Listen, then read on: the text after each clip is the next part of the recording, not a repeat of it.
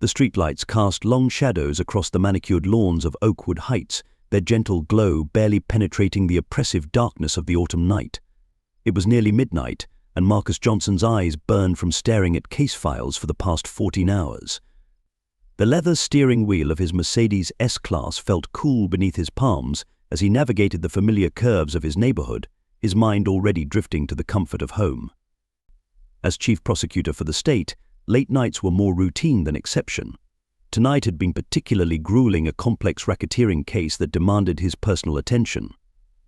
At 45, Marcus had earned every accolade that adorned his office walls, but being the first black chief prosecutor in the state's history meant carrying a weight that transcended personal achievement. Every decision, every case, every public appearance came with the unspoken pressure of representation. The flash of red and blue lights in his rearview mirror jolted him from his thoughts. Marcus checked his speedometer 28 in a 30 zone. His turn signal had been on well before the last turn. The registration and insurance were current, as always. Years of experience in the justice system had taught him to maintain meticulous records, especially given the reality of driving while black, even in 2025, even in this neighborhood. His heart rate quickened despite his best efforts to remain calm. Marcus guided his car to a smooth stop, positioning it perfectly parallel to the curb. The cruiser's spotlight flooded his vehicle, transforming the luxury car into an interrogation room. Through his side mirror, he watched two officers emerge from their patrol car, their movements deliberate and synchronized. Marcus placed both hands on the steering wheel at 10 and 2, visible through the windshield. He took a deep breath, his legal training warring with the lessons his father had drilled into him since childhood about surviving police encounters. The weight of his badge and ID felt heavy in his breast pocket, but experience had taught him that credentials didn't always guarantee safety.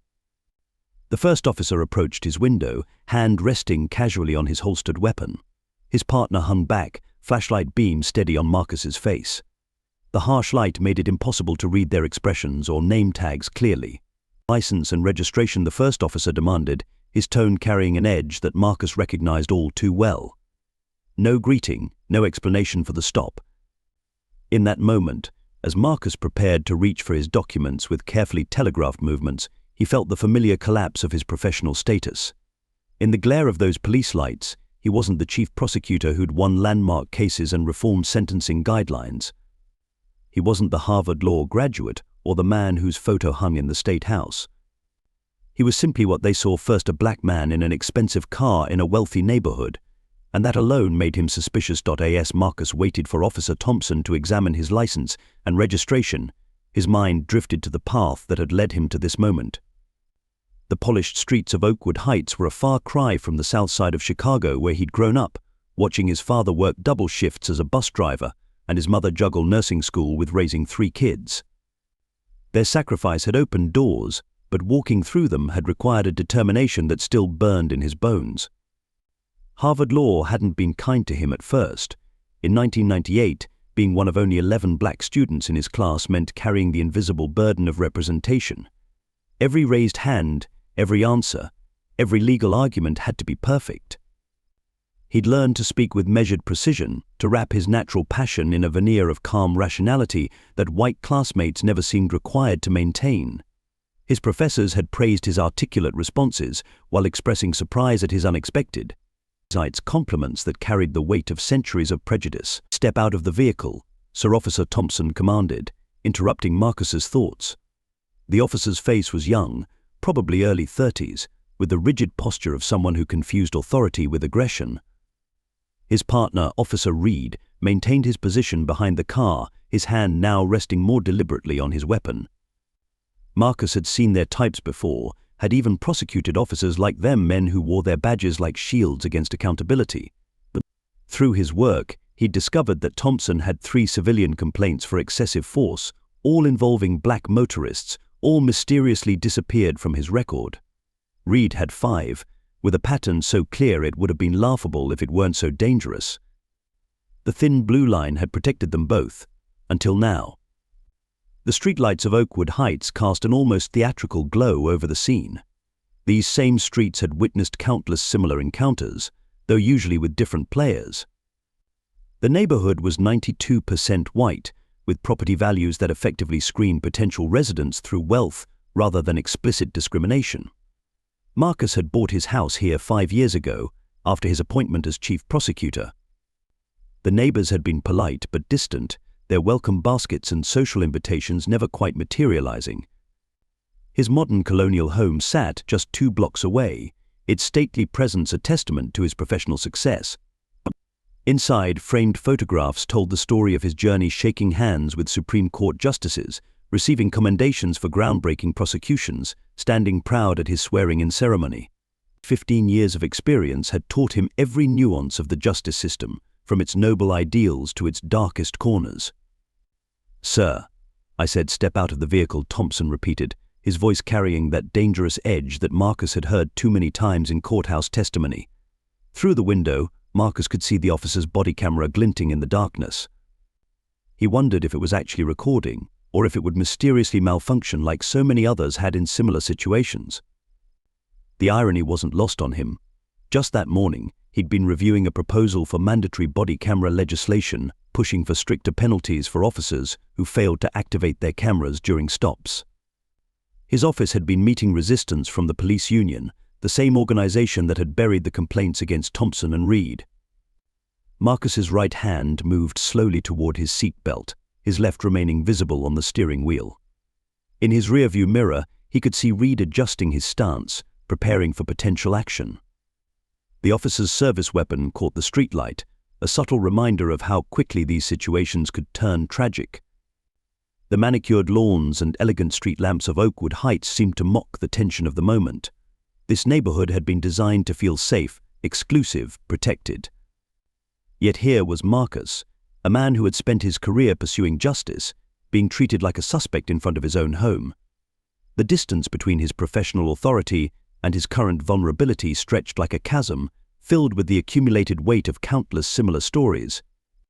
As he prepared to exit the vehicle, Marcus thought of his father's words from decades ago. "Son, in these moments, you're not just protecting yourself, you're carrying the hopes of everyone who looks like you."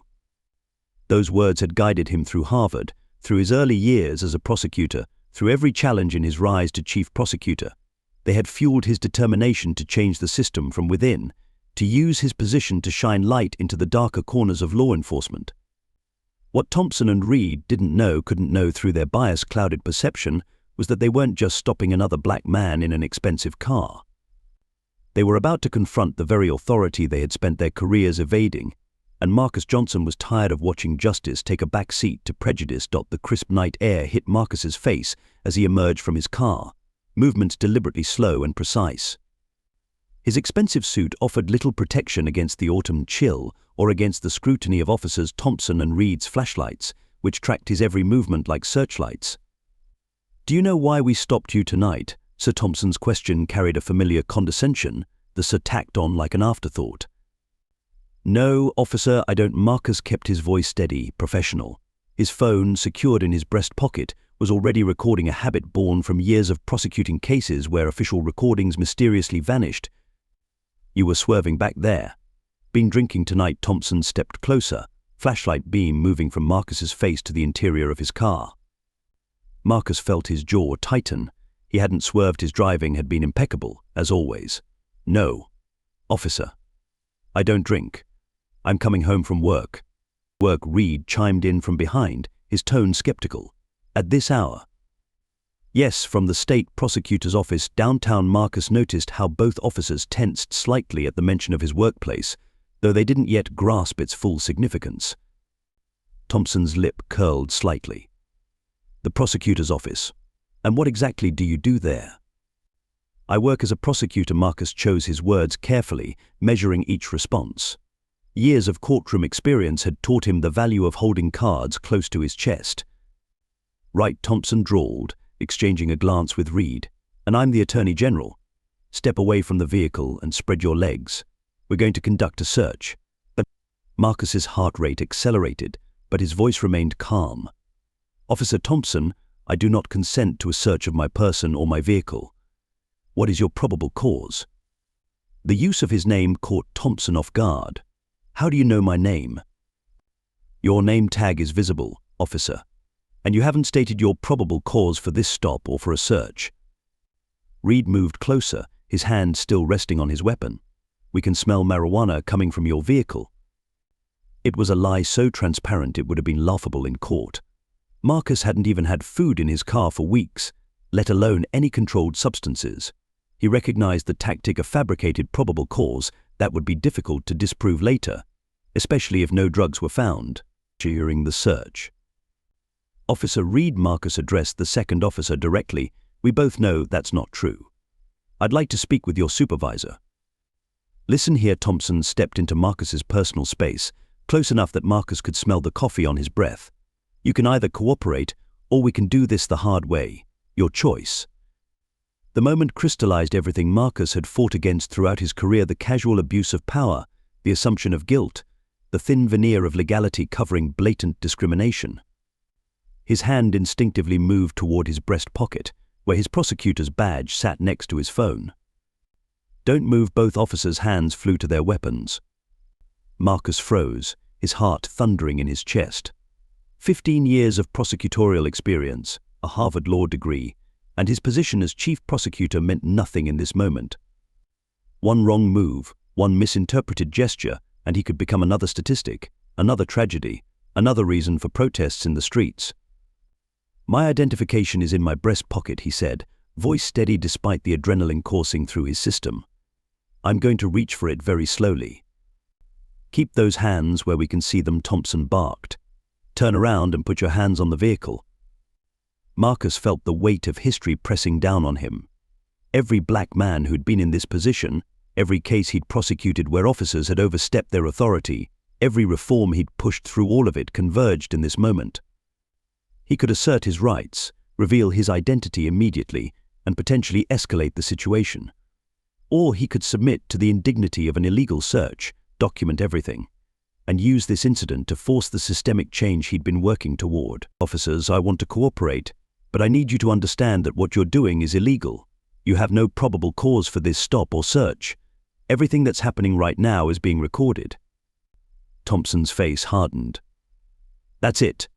You're under arrest for obstruction of justice and resisting arrest. As Thompson reached for his handcuffs, Marcus made his decision. The time for passive documentation was over. He'd spent his career fighting injustice from behind a desk. Now he was experiencing it firsthand, and he refused to be another victim of the system he'd worked so hard to reform. Before you proceed with that arrest, Officer Thompson, Marcus's voice took on the sharp clarity he usually reserved for his closing arguments. I think there's something you need to see. Hands behind your back, Thompson commanded, handcuffs glinting in the streetlight. The metal clicked open with a sound that echoed through the quiet neighborhood. Marcus straightened to his full height, his voice cutting through the tension like a blade. Officer Thompson, I am Marcus Johnson, Chief Prosecutor of this state. My badge is in my breast pocket, and this entire interaction has been recorded both on my phone and your body cameras, assuming they're operational. The effect was immediate. Thompson's hands froze mid-motion, the handcuffs suspended in the space between them. Reed's flashlight beam wavered, then dropped to the ground. The night air seemed to crystallize around them, heavy with the weight of realization. I'm going to reach for my badge now, Marcus continued, his tone carrying the authority of countless courtroom victories. And then we're going to have a very serious discussion about abuse of power, fabrication of probable cause, and racial profiling. Slowly, deliberately, Marcus retrieved his prosecutor's badge and ID. The gold shield caught the police lights, sending fractured red and blue reflections across Thompson's rapidly paling face. The younger officer took an involuntary step backward, his earlier bravado evaporating like morning dew. Chief Prosecutor Johnson, Reed stammered, suddenly finding his voice. Sir, we had no idea. That was precisely the problem, wasn't it? Marcus interrupted, years of pent-up frustration flowing into his words. You had no idea who I was, so you felt comfortable fabricating charges, attempting an illegal search, and threatening arrest. Tell me, would knowing my identity earlier have changed your behavior? Should it have? Thompson's hand moved toward his body camera, but Marcus's sharp voice stopped him. Touch that camera, Officer Thompson, and tampering with evidence becomes the least of your concerns. My phone has been recording since you first activated your lights. There's also a dash cam in my vehicle, a necessary precaution, as tonight proves. The night air crackled with tension as Marcus pulled out his phone, stopping the recording with a deliberate tap. Both officers stood frozen, their earlier confidence replaced by the dawning recognition of their situation's gravity. Central Dispatch Thompson's radio crackled to life, checking on the status of your traffic stop on Oak Lane. Before Thompson could respond, Marcus stepped forward. "This is Chief Prosecutor Marcus Johnson. I need Captain Rivera at this location immediately. We have a situation that requires his personal attention." The radio fell silent for a moment before Dispatch responded with a crisp, "Copy that, Chief Prosecutor. Captain Rivera is being notified." Marcus watched as Thompson and Reed exchanged panicked glances. He could almost see their minds racing, probably already crafting explanations and justifications. It was a dance he'd witnessed countless times from the other side of the interrogation table. Within minutes, the quiet street transformed into a scene of controlled chaos. Captain Rivera's unmarked car arrived first, followed by 2 additional patrol units. The captain, a veteran officer Marcus had worked with on several reform initiatives, took in the scene with experienced eyes. Marcus Rivera said, approaching with concern evident on his face, "Are you all right?" "I'm fine," James Marcus replied, noting how Thompson and Reed flinched at the familiar exchange. "But we have a serious situation here that needs to be addressed. I want these officers' body camera footage secured immediately. There may be an attempt to alter or delete it." Rivera's expression hardened as he turned to his officers. "Both of you, surrender your cameras now. Report to my office first thing tomorrow morning." As the cameras were collected, Marcus could already see the machinery of institutional protection grinding into motion. He'd witnessed it too many times, the reports that would minimize the incident, the union representatives who would argue procedure was followed, the internal affairs investigation that would find no clear evidence of misconduct. But this time would be different. This time, the system's protective mechanisms would face something they weren't designed to handle: a chief prosecutor who had experienced their prejudice firsthand, armed with irrefutable evidence and the power to force change. Captain Marcus said, his voice carrying the weight of every case he'd ever prosecuted, "This ends tonight." The morning after the incident, Marcus's office buzzed with purposeful energy. He'd spent the night reviewing the recordings, his own anger transforming into cold determination. By 8 a.m., he had assembled a special task force comprising his most trusted prosecutors and investigators. "This stops being about me right now," Marcus addressed the team, standing before a wall of evidence already taking shape. "We're going to examine every traffic stop, every search, every arrest these officers have made in the past 5 years. But more importantly, we're going to uncover who helped bury the complaints against them." The investigation moved with unprecedented speed. Marcus's personal experience had unlocked doors that had remained stubbornly closed for years. Officers who had previously maintained the blue wall of silence began coming forward, perhaps sensing the shifting winds of change.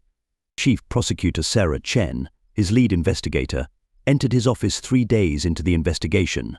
"You need to see this." She spread out a series of documents across his desk. "We found 18 previously unreported complaints against Thompson and Reed, all involving minority drivers. All mysteriously disappeared before reaching official channels." Marcus studied the patterns emerging from the data. The stops followed a clear demographic trend: Black and Hispanic drivers in affluent neighborhoods, routine stops escalating into searches, charges that were later dropped but left permanent marks on records. It was racism masked by procedure, prejudice hidden behind protocol. The investigation expanded like ripples in a pond. Each buried complaint led to others. Each corrupted report revealed systemic failures. Internal affairs had been compromised, with key personnel accepting promotions in exchange for their silence. The police union had orchestrated a sophisticated system of complaint suppression, using legal threats and procedural loopholes to protect problematic officers. Local media caught wind of the investigation within a week. The headline in the State Tribune read, "Chief Prosecutor Targeted in Racial Profiling Incident Uncovers Department-Wide Corruption." Body camera footage of Marcus's stop, released through official channels, went viral. Social media exploded with similar stories from minority residents, each account adding fuel to the growing firestorm. "They pulled me over 3 times in 1 month," the black business owner testified before Marcus's task force. "Each time they said I matched a description. Each time I filed a complaint. Nothing ever happened." The police union attempted damage control, holding press conferences defending their officers and questioning Marcus's objectivity.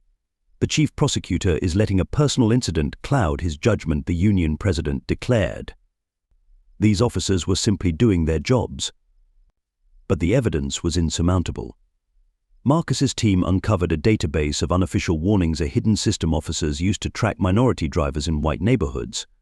The database contained thousands of entries, each representing a life disrupted, a right violated, a trust broken. Public reaction was swift and decisive. Protests formed outside police headquarters, but these weren't just angry demonstrations. Community leaders organized forums where residents shared their experiences. White neighbors, many hearing these stories for the first time, joined in demanding change. Marcus received calls from chief prosecutors in other states, each requesting guidance on launching similar investigations. What had begun as a single incident was catalyzing a national conversation about police accountability and systemic racism. 6 weeks into the investigation, Marcus stood before the press again. Behind him, a screen displayed the statistics that could no longer be ignored. 76% of traffic stops in affluent neighborhoods targeted minority drivers. 89% of searches were conducted without probable cause. 92% of complaints by minority residents had been buried. Today, Benkin-Tedao, Marcus announced, his voice carrying the weight of both personal experience and professional authority. We are implementing the most comprehensive police reform package in our state's history. Every complaint will be reviewed by an independent civilian board. Body camera footage will be automatically uploaded to secure, third-party servers. And most importantly, we're establishing a civil rights division within the prosecutor's office, specifically tasked with investigating police misconduct. The police chief, under intense public pressure, announced his retirement. Thompson and Reed faced criminal charges for civil rights violations, false reporting, and abuse of power. But Marcus ensured the investigation didn't stop with 2 officers. The system that protected them faced its own reckoning. In the midst of the storm, Marcus received an unexpected visitor. An elderly black man waited in his office one evening, leaning on a cane. "My son was arrested by Thompson 3 years ago," the man said, tears in his eyes. Lost his job, his apartment, his future, all because he was driving suspicious. The complaint disappeared, just like all the others. But today, because of what you did, his record was expunged. He's got his life back. These moments reminded Marcus why he'd chosen this path, why every late night and death threat was worth it. The system wasn't just protecting bad officers, it was destroying lives, perpetuating injustice, betraying the very principles it claimed to uphold. As the investigation continued to unfold, one thing became clear: what had happened on that dark street in Oakwood Heights wasn't just about one traffic stop or 2 racist officers. It was about bringing light to shadows that had hidden injustice for far too long, and finally having the power and position to demand change. 6 months after that fateful night in Oakwood Heights, Marcus stood before a packed auditorium at the police academy. The faces before him represented a new era in law enforcement, the first class to graduate under the reform training program he'd helped implement. "Your badges will carry more weight than ever before," Marcus addressed the cadets, his voice echoing through the hushed room. "Not because of authority, but because of accountability. You're entering a department that has learned the hard way that trust must be earned, and justice must be truly blind." The changes had been comprehensive and unprecedented. Thompson and Reed had both pleaded guilty to multiple civil rights violations, their cases serving as a catalyst for broader reforms. But more importantly, the system that had protected them had been dismantled piece by piece. The newly established Civil Rights Division, housed within the prosecutor's office, had become a model for other states. Headed by Sarah Chen, who had proven instrumental in the original investigation, the division had already handled dozens of cases and helped implement sweeping changes. Every police interaction was now automatically recorded and uploaded to secure servers outside department control. Civilian oversight boards, comprised of community members from all backgrounds, reviewed complaints with real authority to impose consequences. Training protocols were completely overhauled, with implicit bias education and de-escalation techniques taking center stage. But perhaps the most significant change was in the community itself. The wealthy streets of Oakwood Heights, once a symbol of segregation and privilege, had become ground zero for reconciliation. Monthly community forums brought residents and police officers together for honest, sometimes difficult conversations about race, power, and justice. Marcus watched with quiet satisfaction as Officer James Martinez, one of the department's newest recruits, shared his story with a group of teenagers at the community center. "We're here to protect and serve everyone," Martinez explained, "and that means acknowledging past wrongs while working to build a better future." The police union, after initial resistance, had undergone its own transformation. New leadership, elected on a platform of transparency and accountability, worked constructively with Marcus's office to ensure reforms were both effective and sustainable. 1 year to the day after his traffic stop, Marcus returned to the spot where it had happened. A small plaque had been installed there, not to commemorate his experience, but to mark the beginning of change. The inscription read, "Justice is not merely the absence of injustice, but the presence of accountability." As he stood there, a patrol car pulled up alongside him. The window rolled down, revealing Captain Rivera, recently promoted to Chief of Police. Thinking deep thoughts, Rivera asked, stepping out to join him. Remembering, Marcus replied, "It's hard to believe how much has changed in a year." "And how much still needs to change," Rivera added. "But at least now we're having the right conversations." The statistics told a story of progress. Civilian complaints had dropped by 60%. Traffic stops showed no racial disparities for the first time in department history. Officer retention had actually improved, as good cops no longer felt pressured to protect bad ones. But the real victory was in the smaller moments: a black teenager feeling safe enough to approach an officer for directions, a Hispanic family calling the police without fear, a white resident speaking up when witnessing discriminatory behavior.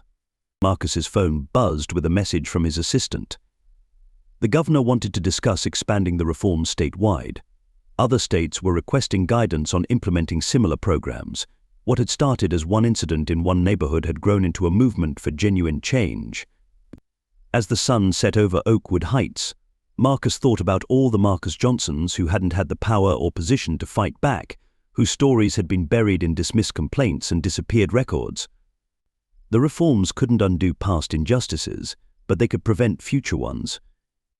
A group of children rode past on bicycles, waving to both Marcus and Chief Rivera with equal enthusiasm. Their parents, watching from nearby porches, nodded in friendly acknowledgement. This, Marcus realized, was what justice looked like, not just in courtrooms and policy documents, but in the simple dignity of feeling safe in one's own community. The work wasn't finished. It might never be. But for the first time in his career, Marcus felt certain they were moving in the right direction. One honest conversation, one reformed policy, one changed mind at a time. Standing in his office 2 years after that pivotal night, Marcus held the frame containing his Harvard Law diploma. Next to it now hung a new photograph, one showing him speaking at the opening of the Civil Rights Division, surrounded by community members, reformed officers, and fellow agents of change. True justice, he'd learned, wasn't just about having power, it was about how you used it. His position as Chief Prosecutor had given him the authority to force change, but it was the collective voice of the community that had given that change meaning and permanence. Every week, new stories arrived at his office. Not just complaints about police misconduct, but accounts of positive interactions, of officers going above and beyond, of communities coming together. Each story added another thread to the tapestry of transformation that had begun on a dark street in Oakwood Heights. Change, Marcus often said now in his public speeches, begins with one person willing to stand up, one voice willing to speak out, one story brave enough to be told. If you have a story about justice, injustice, or the journey between the two, share it. Your voice matters. Your experience counts. Your story could be the one that sparks the next transformation. Because in the end, justice isn't just a system, it's a story we all write together.